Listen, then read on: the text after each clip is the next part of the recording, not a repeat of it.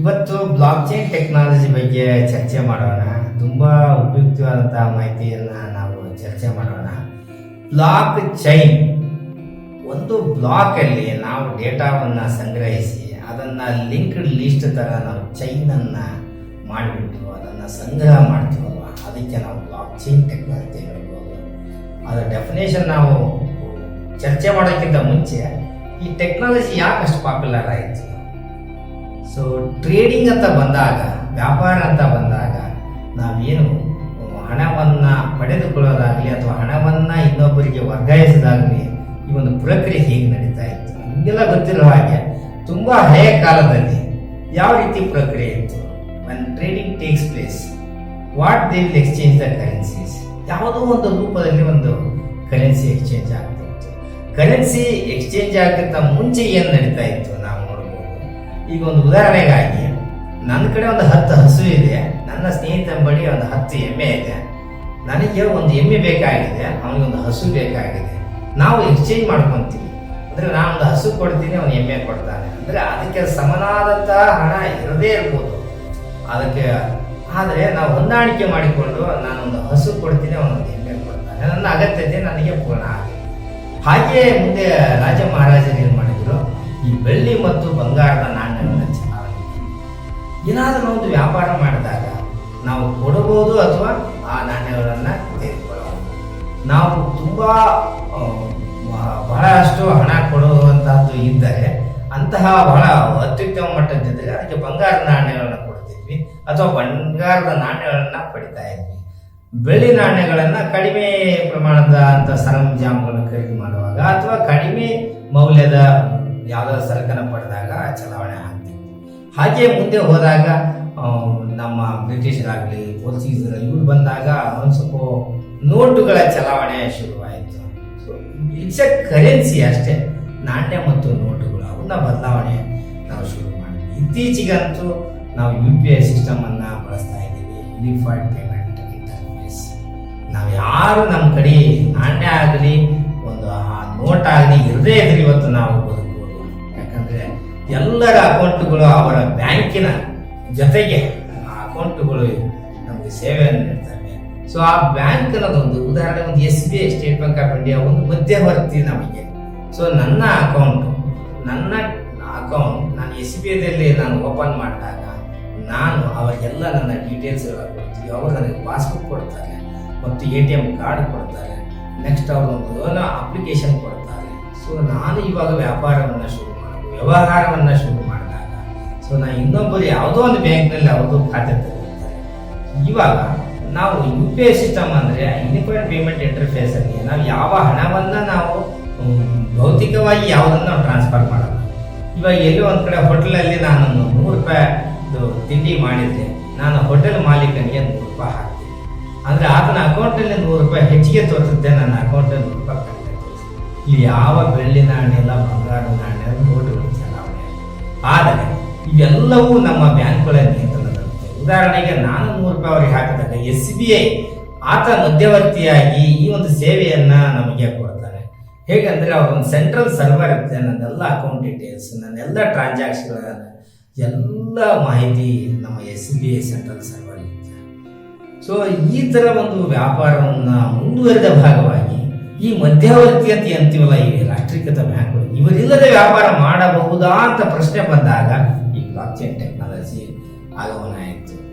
ಇದು ಬಹಳ ವಿಶೇಷ. ಏನಂದರೆ ಯಾರೋ ಒಬ್ಬ ವ್ಯಕ್ತಿ ಹೇಳ್ಬಿಡ್ತಾನೆ, ವ್ಯಕ್ತಿ ಅವರು ಹೆಣ್ಣು ಗಂಡು ಅಥವಾ ತಂಡ ಏನೂ ಗೊತ್ತಿಲ್ಲ.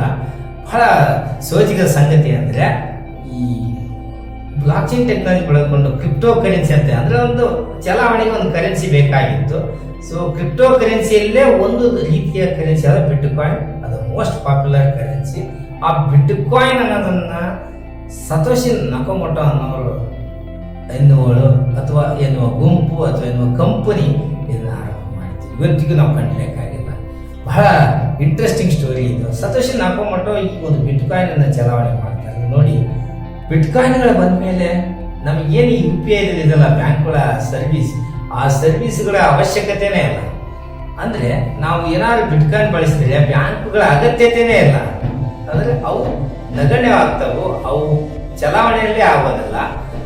ಆವಾಗ ನಮ್ಗೆ ಲಾಭಗಳು ಏನಾಗುತ್ತೆ ಅಂದ್ರೆ ನಾವು ಬಿಟ್ಕಾಯಿನ್ ಬಳಸೋದ್ರಿಂದ ನಾನು ನನ್ನ ಸ್ನೇಹಿತರಿಗೆ ಒಂದು 10 ಬಿಟ್ಕಾಯಿನ್ ಬಳಸಬೇಕಾದ್ರೆ ಇಲ್ಲಿ ಯಾವ ಬ್ಯಾಂಕ್ಗಳ ಅಪ್ಪಣೆ ಬೇಕಿಲ್ಲ, ಯಾವ ಬ್ಯಾಂಕ್ಗಳ ನಿರ್ವಹಣೆ ಬೇಕಾಗಿಲ್ಲ, ಯಾವ ಬ್ಯಾಂಕ್ಗಳ ಲಿಮಿಟೇಷನ್ಸ್ ಬೇಕಾಗಿಲ್ಲ, ರಿಸ್ಟ್ರಿಕ್ಷನ್ಸ್ ಬೇಕಾಗಿಲ್ಲ, ಕಾನೂನು ಬೇಕಾಗಿಲ್ಲ.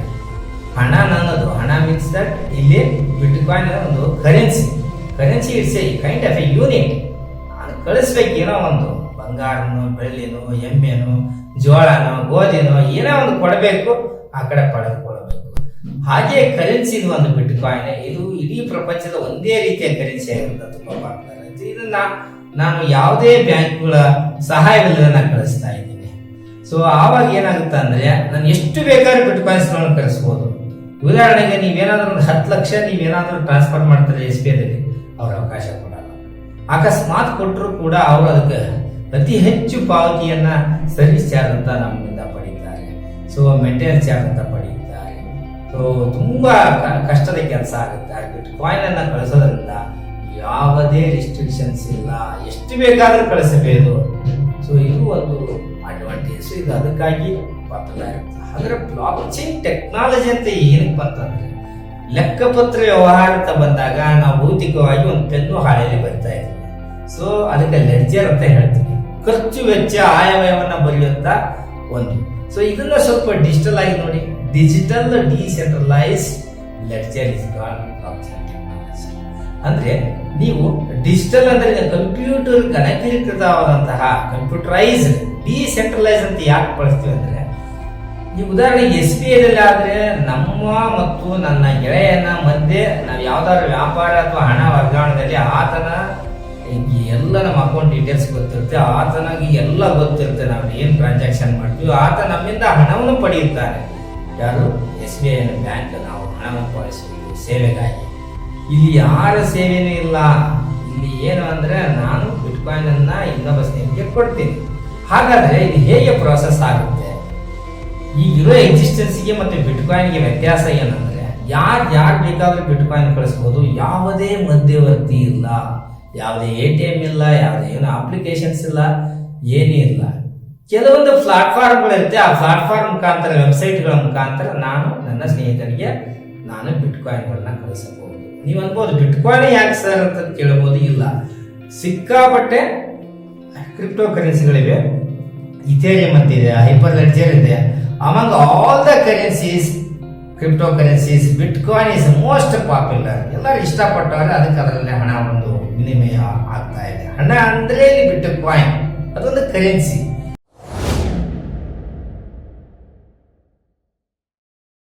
ಸೊ ಇದನ್ನ ನೀವು ಲಾಭಗಳು ಅಂತ ಹೇಳಿದ್ರೆ ಈ ಒಂದು ಟ್ರಾನ್ಸಾಕ್ಷನ್ ಇದೆಯಲ್ಲ ಬಹಳ ಟ್ರಾನ್ಸ್ಪರೆನ್ಸಿ ಮತ್ತು ಹೆಂಗೆ ಅಂದ್ರೆ ಈ ಒಂದು 50 ಜನ ನೀವು ಸ್ನೇಹಿತರಿದ್ದೀರಿ ಅಂತ ತಿಳ್ಕೊಳ್ಳಿ. ಒಂದು ನೆಟ್ವರ್ಕ್ ಅಲ್ಲಿ 50 ಕಂಪ್ಯೂಟರ್ ಇರುತ್ತೆ. ನಾವೆಲ್ಲೋ ಒಂದ್ ಕಡೆ ಪ್ರವಾಸಕ್ಕೆ ಹೋಗುವ 50 ಜನ. ಸೊ ನಾವು ಒಟ್ಟಿಗೆ ಹೋದಾಗ ಒಂದು ಅಪ್ಡೇಟ್ ಮಾಡ್ತೀವಿ. ಬೆಳಗ್ಗೆ ಎಲ್ಲೋ ನಾವು ನಮ್ಮ ಸ್ಥಳದಿಂದ ಹೋದಾಗ ಒಂದು ತಿಂಡಿ ಕಾಫಿ ಮಾಡಿದ್ರೆ ಒಂದು 5,000 ನಾವು ಬ್ರೇಕ್ಫಾಸ್ಟ್ ಖರ್ಚು ಮಾಡಿದ್ರೆ ಲೆಡ್ಜರ್ ಅಲ್ಲಿ ಬರೀತೀವಿ 5,000 ಅಂತ ಬರೀತೀವಿ. ಮಿಕ್ಕಿದ ಎಲ್ಲಾ ಸ್ನೇಹಿತರು ಅದನ್ನ ಒಪ್ಪಿಗೆ ಕೊಡುತ್ತಾರೆ. ಅಕಸ್ಮಾತ್ ನಿಮ್ಮ ವ್ಯವಹಾರ ಟ್ರಾನ್ಸಾಕ್ಷನ್ ಬಿಟ್ಕಾಯಿನ್ ಆಗಿದ್ದರೆ ಅದಕ್ಕೆ ಪ್ರೂಫ್ ಆಫ್ ವರ್ಕ್ ಅಂತಾರೆ. ಅಕಸ್ಮಾತ್ ನಿಮ್ಮ ವ್ಯವಹಾರ ಇಥೇರಿಯಂ ಕ್ರಿಪ್ಟೋ ಕರೆನ್ಸಿ ಆಗಿದ್ರೆ ಅದಕ್ಕೆ ನಾವೇಂತೀವಿ ಪ್ರೂಫ್ ಆಫ್ ಸ್ಟೇಕ್ ಅಂತ ಹೇಳ್ತೀವಿ. ಸೊ ಹೀಗೆ ಒಂದೊಂದು ಕರೆನ್ಸಿಗೆ ಒಂದೊಂದು ಹೆಸರಿದೆ. ಎಲ್ಲರ ಒಪ್ಪಿದ ನಿರ್ಧಾರ ಅನ್ನೋದಕ್ಕೆ ನಾವು ಕನ್ಸೆನ್ಸಸ್ ಮೆಕ್ಯಾನಿಸಮ್. ಒಂದು ಪದ ಏನಂದ್ರೆ ಸಮೂಹ ಪದ ಏನು ಅಂದ್ರೆ ಕನ್ಸೆನ್ಸಸ್ ಮೆಕ್ಯಾನಿಸಮ್. ಯಾವ ಕರೆನ್ಸಿ ಬಳಸ್ತೀವಿ ಎಲ್ಲರ ಒಪ್ಪಿಗೆ ತಗೊಂತೀವಿ. ಸೊ ಎಲ್ಲರ ಒಪ್ಪಿಗೆ ತಗೊಂಡು ಒಮ್ಮೆ ನಾವೇನಾದ್ರೂ ಆ ಟ್ರಾನ್ಸಾಕ್ಷನ್ ಒಂದು ಬ್ಲಾಕ್ ಅಲ್ಲಿ ಹಾಕಿಬಿಟ್ಟು ಸೇವ್ ಮಾಡಿಬಿಟ್ರೆ ಮುಗೀತು. ಅಲ್ಲಿ ಕೆನ್ ನಾಟ್ ಬಿ ಆಲ್ಟರ್ಡ್. ಯಾರು ಅದನ್ನ ಅಳಿಸಕ್ಕಾಗಲ್ಲ. ಇಟ್ ಈಸ್ ಇಮ್ಯೂಟಬಿಲಿಟಿ ಅಂತೀವಿ ಅದಕ್ಕೆ. ಒಮ್ಮೆ ಡೇಟಾ ಏನಾದ್ರೂ ಎಲ್ಲರಿಂದ ಒಪ್ಪಿಗೆ ಆಗಿ ಅದು ಬ್ಲಾಕ್ ಅಲ್ಲಿ ಬಂತು ಅಂದ್ರೆ, ಸೊ ಬ್ಲಾಕ್ ಅಂದ್ರೆ ಆ ಬ್ಲಾಕ್ ಅಲ್ಲಿ ಟ್ರಾನ್ಸಾಕ್ಷನ್ ಫ್ರೀಸ್ ಆದಂಗೆ. ಸೊ ಇಂತಹ ಸೆಕ್ಯೂರ್ ಮತ್ತು ಟ್ರಾನ್ಸ್ಪರೆನ್ಸಿ ನಮಗೆ ಥರ್ಡ್ ಪಾರ್ಟಿ ಇರತಕ್ಕಂತಹ UPI ಸೇವೆ ಆಗಲಿ ಬ್ಯಾಂಕ್ ಸೇವೆ ಇರೋದಿಲ್ಲ. ಆದ್ರೆ ಒಂದೇ ಒಂದು ಸವಾಲು ಏನಂದ್ರೆ ಎಲ್ಲಾ ಕಂಪ್ಯೂಟರ್ಗಳು ಆನ್ ಆಗಿರಬೇಕು. ಅಂದ್ರೆ ಇಲ್ಲಿ ಪವರ್ ಕನ್ಸಂಪ್ಷನ್ ಜಾಸ್ತಿ ಆಗುತ್ತೆ. ಮತ್ತೆ ಎಲ್ಲಾರನ್ನ ಕೇಳಿ ನಾವು ಅಪ್ಡೇಟ್ ಮಾಡಬೇಕು, ನಾವು ಎಲ್ಲರನ್ನೂ ಕೇಳಬೇಕು. ನಾವು ಹಂಗೆ ಅಜ್ಯೂಮ್ ಮಾಡಿ ಒಂದು 50 ಲಕ್ಷ ಕಂಪ್ಯೂಟರ್ ಇದ್ರೆ ಎಲ್ಲಾರು ಒಪ್ಪಿಗೆನ ಕೇಳೋಕೆ ತುಂಬಾ ಸಮಯ ಇರುತ್ತೆ. ಟ್ರಾನ್ಸಾಕ್ಷನ್ ಅಪ್ಡೇಟ್ ಮಾಡೋ ಸಮಯ ಜಾಸ್ತಿ ಬಿಟ್ರೆ it is more secure and transparency. So ಇಂತಹ ಒಂದು ಟೆಕ್ನಾಲಜಿ ಬಹಳ ಫೇಮಸ್ ಆಗಿದೆ.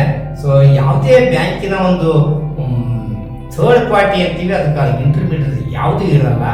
ಸೊ ಸೆಂಟ್ರಲೈಸ್ ಇರಲ್ಲ, ಯಾಕಂದ್ರೆ ಎಲ್ಲಾ ಕಂಪ್ಯೂಟರ್ ಅಲ್ಲೂ ಅಪ್ಡೇಟ್ ಇರುತ್ತೆ ಟ್ರಾನ್ಸಾಕ್ಷನ್. ಎಲ್ಲ ಕಂಪ್ಯೂಟರ್ ಒಂಥರ ಡಿಜಿಟಲ್ ಲೆಡ್ಜರ್ ಇದ್ದಂಗೆ. ಸೊ ಒಂದು ಕಂಪ್ಯೂಟರ್ ಏನು ಕೆಟ್ಟೋದ್ರೂ ನಮ್ಮ data will not be last. ಮತ್ತೆ ಟ್ರಾನ್ಸ್ಪರೆನ್ಸಿ ಇದೆ ಅದು, ಯಾಕಂದ್ರೆ ಎಲ್ಲರೂ ನೋಡಬಹುದು. ನೆಟ್ವರ್ಕ್ ಎಲ್ಲಾ ಕಂಪ್ಯೂಟರ್ ಇರೋರು ಎಲ್ಲಾ ಟ್ರಾನ್ಸಾಕ್ಷನ್ ಗಳನ್ನ ನೋಡಬಹುದು. ಸೊ ಬಹಳ ಟ್ರಾನ್ಸ್ಪರೆಂಟ್ ಮತ್ತು ಸೆಕ್ಯೂರ್ ಆಗಿರುತ್ತೆ. ಸೊ ಇಂಥ ಫೀಚರ್ ಗಳನ್ನ ಇದು ಬ್ಲಾಕ್ ಚೈನ್ ಅನ್ನ ಹೊಂದಿದೆ.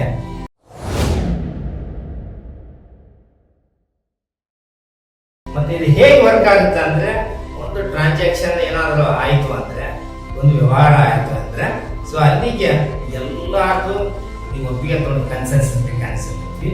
ಉದಾಹರಣೆ ಬಿಟ್ಕಾಯಿನ್ ಏನಾದ್ರು ಬಳಸಿದ್ರೆ ಅದು ಕ್ರಿಪ್ಟೋ ಕರೆನ್ಸಿ. ಬಿಟ್ಕಾಯಿನ್ ಅಂದ್ರೆ ಕ್ರಿಪ್ಟೋ ಕರೆನ್ಸಿ ಅಂದ್ರೆ ಏನು, ಕ್ರಿಪ್ಟೋ ಅಂದ್ರೆ ಏನು, ಮತ್ತೆ ಕ್ರಿಪ್ಟೋಗ್ರಫಿ ಅಲ್ಗ ಕಾನ್ಸೆಪ್ಟ್ ಉಪಯೋಗಿಸಿಕೊಂಡು ಸಿದ್ಧಪಡಿಸಿದ ಒಂದು ಕರೆನ್ಸಿ. ಅಂದ್ರೆ ಕ್ರಿಪ್ಟೋಗ್ರಫಿ ಅಂದ್ರೆ ಎನ್ಕ್ರಿಪ್ಷನ್ ಮತ್ತು ಡಿಕ್ರಿಪ್ಷನ್ ಅಂದ್ರೆ ನಿಮ್ಗೆ ಗೊತ್ತಿದೆ, ಪ್ರೈವೇಟ್ ಮತ್ತು ಪಬ್ಲಿಕ್ ಕೀಯನ್ನು ಯೂಸ್ ಮಾಡಿ ನೀವು ಯಾರಿಗೆ ಆಗ್ಬಡ್ತೀರ ರ್ಯಾಪ್ ಮಾಡಿ ಅದು ಗೊತ್ತಾಗಲಾರ್ದಾಗೆ ನೀವು ಕಳಿಸ್ತೀರಿ. ಸೊ ಇದು ಎನ್ಕ್ರಿಪ್ಷನ್ ಡಿಸ್ಕ್ರಿಪ್ಷನ್. ಹಾಗಾಗಿ ಯಾವ ಅಲ್ಗಾರಿದಮ್ ಯೂಸ್ ಮಾಡಿದ್ರೆ ಬಿಟ್ಕಾಯಿನ್ಗೆ ಅಂದ್ರೆ SHA-256 ಒಂದು ಕ್ರಿಪ್ಟೋಗ್ರಫಿ ಅಲ್ಗಾರಿದಮ್ ಬಳಸಿಕೊಂಡು ಬಿಟ್ಕಾಯಿನ್ ಅನ್ನ ಕರೆನ್ಸಿಯನ್ನ ಸಿದ್ಧಪಡಿಸಲಾಗಿದೆ. ಸೊ ಬೇರೆ ಬೇರೆ ಕ್ರಿಪ್ಟೋ ಕರೆನ್ಸಿಗಳಿಗೆ ಬೇರೆ ಬೇರೆ ಕ್ರಿಪ್ಟೋಗ್ರಫಿ ಅಲ್ಗಾರಿದಮ್ ಬಳಸಲಾಗಿದೆ. ನಾವು ತಗೊಂಡ್ರು ಇಲ್ಲಿ ಬಿಟ್ಕಾಯಿನ್ ತುಂಬಾ ಪಾಪ್ಯುಲರ್, ಹಾಗಾಗಿ ನಾವು ಬಿಟ್ಕಾಯಿನ್ ಅನ್ನು ಮಾತ್ರ ನಾವು ಸೊ ಆಮೇಲೆ ಏನಾಗುತ್ತೆ, ಎಲ್ಲರ ಒಪ್ಪಿಗೆ ತಗೊಂಡು ಕನ್ಸೆನ್ಸ್ ಮೆಕ್ಯಾನಿಸಮ್. ಅದು ನೀವು ಬಿಟ್ಕಾಯಿನ್ ಅನ್ನ ಯೂಸ್ ಮಾಡಿದ್ರೆ ಆ ಎಲ್ಲರ ಒಪ್ಪಿಗೆ consensus mechanism ಯಾವ್ದಂದ್ರೆ proof of work ಅಂತ. ಅದಕ್ಕೆ ಪ್ರೂಫ್ ಆಫ್ ವರ್ಕ್ ಅಂತ. ಸೊ ಎಲ್ಲರೂ ಓಕೆ ವ್ಯಾಲಿಡ್ ಓಕೆ ಅಂದ ತಕ್ಷಣ ನಾವು ವೆರಿಫೈಡ್ ಟ್ರಾನ್ಸಾಕ್ಷನ್ಸ್ ಆಗುತ್ತೆ. ಆವಾಗ ಅದು ಒಂದು ಬ್ಲಾಕ್ ಅಲ್ಲಿ ಬರುತ್ತೆ. ಬ್ಲಾಕ್ ಅಲ್ಲಿ 3 ಸಂಗ್ರಹ, ಒಂದು ಡೇಟಾ, ಒಂದು ಹ್ಯಾಶ್, ಒಂದು ಪ್ರೀವಿಯಸ್ ಹ್ಯಾಶ್. ಸಪೋಸ್ ಮೊದಲೇದ ಟ್ರಾನ್ಸಾಕ್ಷನ್ ಆಗಿದ್ರೆ ಪ್ರೀವಿಯಸ್ ಹ್ಯಾಶ್ ಏನಿರುತ್ತೆ ಅಂದ್ರೆ ಅದು 0 ಆಗಿರುತ್ತೆ, ಹಿಂದೆ ಯಾವುದು ಬ್ಲಾಕ್ ಇಲ್ಲ ಅಂತ. ಹ್ಯಾಶ್ ಅಂದ್ರೆ unified identifier for that block. ಆ ಬ್ಲಾಕ್ ಹೆಸರು ಬೇಕಲ್ವಾ, ಯೂನಿಫೈಡ್ ಐಡೆಂಟಿಫೈಯರ್, ಅದಕ್ಕೆ ಹ್ಯಾಶ್. ನೆಕ್ಸ್ಟ್ ಡೇಟಾ ಅಂದ್ರೆ ನಿಮ್ಮ ಟ್ರಾನ್ಸಾಕ್ಷನ್ ಏನಾಗಿರ್ತದೆ ಅದರ ಮಾಹಿತಿಯನ್ನ ಸಂಗ್ರಹ ಮಾಡುತ್ತೆ. ಈ ಒಂದು ಬ್ಲಾಕ್ ಮುಗಿತು, ಎಲ್ಲರೂ ಒಪ್ಪಿಗೆ ಕೊಟ್ರೆ ಅದು ಫ್ರೀಸ್ ಆಗಿಬಿಡುತ್ತೆ, ಇಮಿಡಿಯೇಟ್ಲಿ ಆಗುತ್ತೆ. ಹಂಗೆ ಇನ್ನೊಂದು ನೀವು ಏನಾದ್ರು ಮತ್ತೆ ಟ್ರಾನ್ಸಾಕ್ಷನ್ ತಗೊಂಡ್ರೆ ಮತ್ತೊಂದು ಬ್ಲಾಕ್ ಆಗುತ್ತೆ. ಸೊ ಆವಾಗ ಪ್ರೀವಿಯಸ್ ಬ್ಲಾಕ್ ಏನಾಗುತ್ತೆ, ಇಲ್ಲಿ ಹ್ಯಾಶ್ ವ್ಯಾಲ್ಯೂ ಇರುತ್ತಲ್ಲ, ಅಲ್ಲಿ ಪ್ರೀವಿಯಸ್ ಬ್ಲಾಕ್ ಅದ ಹ್ಯಾಶ್ ಫಂಕ್ಷನ್ ಅದ ಹೆಸರನ್ನ ನಾವು ಕೊಡ್ತೀವಿ. ಹೀಗೆ ನಾವು ನಾವು ಲಿಂಕ್ ಲಿಸ್ಟ್ ತರ ಬ್ಲಾಕ್ ಗಳನ್ನ ಕೊಡ್ತಾ ಇರ್ತೀವಿ. ಸೊ ಯಾರು ಬದಲಾವಣೆ ಮಾಡಕ್ಕಾಗಲ್ಲ, ಎಲ್ಲರೂ ಒಪ್ಪಿಗೆ ಕೊಟ್ಟಿರ್ತಾರೆ. ಫಾರ್ ಎಕ್ಸಾಂಪಲ್, ಯಾರೊಬ್ಬ ಹ್ಯಾಕರ್ ಬಂದು ಏನಾದ್ರು ಟ್ರಾನ್ಸಾಕ್ಷನ್ ಚೇಂಜ್ ಮಾಡಿದ್ರೆ, ಇಲ್ಲಿ ಚೇಂಜ್ ಮಾಡಿದ್ರೆ ಎಲ್ಲರೂ ಹೇಳ್ತಾರೆ ಅದು ಸಾಧ್ಯ ಇಲ್ಲ. ಯಾಕಂದ್ರೆ ಎಲ್ಲರೂ ಒಪ್ಪಿಗೆ ಕೊಟ್ಟಿರ್ಬೇಕಲ್ವಾ, ಎಲ್ಲರೂ ಒಪ್ಪಿಗೆ ಎಲ್ಲರಲ್ಲೇ ಬದಲಾವಣೆ ಮಾಡಕ್ ಸಾಧ್ಯನೇ ಇಲ್ಲ ಹ್ಯಾಕರ್. ಸೊ ಹಾಗಾಗಿ ಇದು ಬಹಳ transparency security. Next block chain, 3 ತರ ಬ್ಲಾಕ್ ಚೈನ್ ಇದೆ. ಒಂದು ಪಬ್ಲಿಕ್ ಬ್ಲಾಕ್ ಚೈನ್, ಒಂದು ಪ್ರೈವೇಟ್ ಬ್ಲಾಕ್ ಚೈನ್, ಒಂದು ಕನ್ಸಾರ್ಷಿಯಂ ಬ್ಲಾಕ್ ಚೈನ್ ಅಂತೀವಿ. ಪಬ್ಲಿಕ್ ಅಂದ್ರೆ ಎಲ್ಲರಿಗೂ ಓಪನ್ ಟು ಆಲ್. ಈ ಬಿಟ್ಕಾಯಿನ್ ಇದೆಯಲ್ಲ, ಇದು public block chain. Private block chain ಅಂದ್ರೆ ರಿಸ್ಟ್ರಿಕ್ಟೆಡ್ ಆಕ್ಸೆಸ್.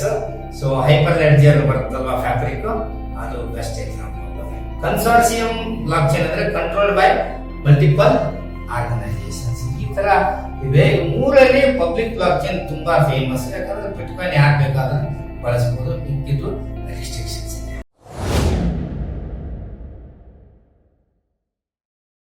ಹಾಗಾಗಿ ಎಲ್ಲೆಲ್ಲಿ ಬಳಕೆ ಆಗುತ್ತೆ ಬ್ಲಾಕ್ ಚೈನ್ ಅಂದ್ರೆ, ಕ್ರಿಪ್ಟೋ ಕರೆನ್ಸಿಯಲ್ಲಿ ಬ್ಲಾಕ್ ಚೈನ್ ಬಳಕೆ ಆಗುತ್ತೆ. ಫಿನಾನ್ಸ್ ಅಲ್ಲಿ ಸೆಕ್ಯೂರ್ ಮತ್ತು ಫಾಸ್ಟ್ ಟ್ರಾನ್ಸಾಕ್ಷನ್ ಬೇಕಾಗುತ್ತೆ. ಸಪ್ಲೈ ಚೈನ್ ಮ್ಯಾನೇಜ್ಮೆಂಟ್, ನೀವೆಲ್ಲ ಫ್ಲಿಪ್ಕಾರ್ಟ್ ಅಲ್ಲಿ ಏನೋ ಒಂದು ಆರ್ಡರ್ ಮಾಡ್ತೀರಾ, ಆ ಶಿಪ್ಮೆಂಟ್ ಎಲ್ಲ ಡೀಟೇಲ್ಸ್ ಬರ್ತಲ್ವಾ, ಅದು ಬ್ಲಾಕ್ ಚೈನ್ ಟೆಕ್ನಾಲಜಿ. ಎಲ್ಲಿ ಬಂತು, ಎಲ್ಲಿ ಹೋಯ್ತು, ನೆಲಮಂಗಲ ದಾಟಿತು, ದಾವಸಪೇಟೆ ದಾಟಿತು, ತುಮಕೂರು ಬಂತು, ಮನೆಗೆ ಡೆಲಿವರಿ ಆಯಿತು. Supply chain management blockchain technology. ಮತ್ತೆ ಹೆಲ್ತ್ ಕೇರ್, ಯಾವುದೋ ಒಂದು ಪೇಷಂಟ್ ಎಲೆಕ್ಟ್ರಾನಿಕ್ ಹೆಲ್ತ್ ರೆಕಾರ್ಡ್ ಅನ್ನ ಬ್ಲಾಕ್ ಚೈನ್ ಟೆಕ್ನಾಲಜಿ. ಇಲ್ಲೂ ಅಮೇರಿಕಾಗ ನೀವು ಡಾಕ್ಟರ್ ಕನ್ಸಲ್ಟ್ ಮಾಡ್ತಾರೆ, ತಿರ್ಗಿ ಇಂಡಿಯಾಗೆ ಬರ್ತಾರೆ, ಇಂಡಿಯಾದಲ್ಲಿ ಮತ್ತೆ ಅದು ಎಲೆಕ್ಟ್ರಾನಿಕ್ ರೆಕಾರ್ಡ್ ಅಪ್ಡೇಟ್ ಆಗುತ್ತೆ. ಸೊ ಮತ್ತೆ ಇನ್ನೊಂದು ಕಡೆ ತೋರಿಸ್ತೀರ, ನಿಮ್ಮ ಹೆಲ್ತ್ ರೆಕಾರ್ಡ್ಗಳೆಲ್ಲ ಅಪ್ಡೇಟ್ ಆಗಿ ಅವು ಮೋರ್ ಸೆಕ್ಯೂರ್ ಆ್ಯಂಡ್ ಟ್ರಾನ್ಸ್ಪರೆಂಟ್ ಇರುತ್ತೆ. ಸೊ ಸ್ಮಾರ್ಟ್ ಕಾಂಟ್ರಾಕ್ಟ್ಸ್ ಅಂತ ಬರುತ್ತೆ. ನಿಮ್ಗೆ ಗೊತ್ತು, ಕಾಂಟ್ರಾಕ್ಟ್ ಅಂದರೆ ಅಗ್ರಿಮೆಂಟ್. ಯಾವುದೋ ಒಂದು ಯಾವುದೋ LIC ಒಂದು ಬಾಂಡ್ ಮಾಡಿಸಿರ್ತೀವಿ, 10 ವರ್ಷಕ್ಕೆ ಅದು ಮೆಚ್ಯೂರ್ ಆಗ್ತಿರುತ್ತೆ. ಪ್ರತಿ ವರ್ಷ ನೀವು 10,000 ಹಾಕ್ತೀರಿ. ಸೊ ಅಂದರೆ ಒಂದು 10 ವರ್ಷಕ್ಕೆ ಅದು 1 ಲಕ್ಷ ಆಗುತ್ತೆ. ಅದಕ್ಕೆ ಬಡ್ಡಿದೆಲ್ಲ ಸೇರಿ 1 ಲಕ್ಷ ಅಂತ ಅನ್ಕೊಳ್ಳಿ. ಸೊ 10 ವರ್ಷ ಆದಮೇಲೆ ಹಲೋ ನಂದು ಈ ಮ್ಯಾಚೂರ್ ಆಗಿದೆ, ನಂಗೆ ದುಡ್ಡು ಕೊಡಿ ಅನ್ನೋ ಅವಶ್ಯಕತೆ ಇಲ್ಲ, ಅಥವಾ LIC ಆಫೀಸಿಂಗ್ ಮಾಡೋದಿಲ್ಲ. ಸ್ಮಾರ್ಟ್ ಕಾಂಟ್ರಾಕ್ಟ್ ಅಂದರೆ ಆ ಟೈಮಲ್ಲಿ ಅದು ಎಸ್ಬಿಟ್ ಆಗಬೇಕು. 10 ವರ್ಷ ಆದ ತಕ್ಷಣ ಅದು ರಿಫಂಡ್ ಆಗಬೇಕು. So automates the agreements, it is called smart contract. It is done by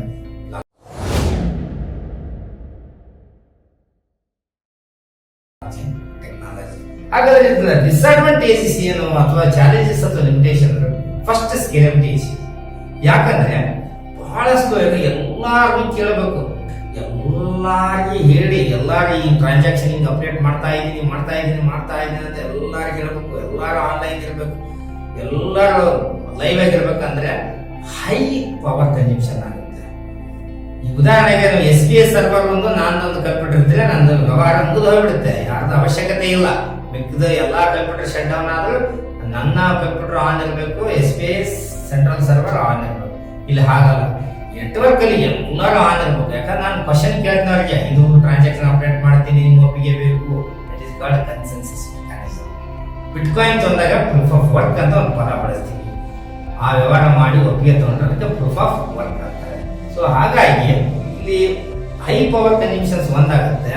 slow transaction ಎಲ್ಲರೂ ಕೇಳಿ ಅಪ್ಡೇಟ್ ಮಾಡಿದ್ರೆ ಟೈಮ್ ಮಾಡುತ್ತೆ ಕಂಪೇರ್ಡ್ ಟು ಎಕ್ಸಿಸ್ಟಿಂಗ್ ಸಿಸ್ಟಮ್. ಮತ್ತೆ ರೆಗ್ಯುಲೇಟರಿ ಇಶ್ಯೂಸ್, ಅವರ ಸುಪರ್ದಿಗಳು.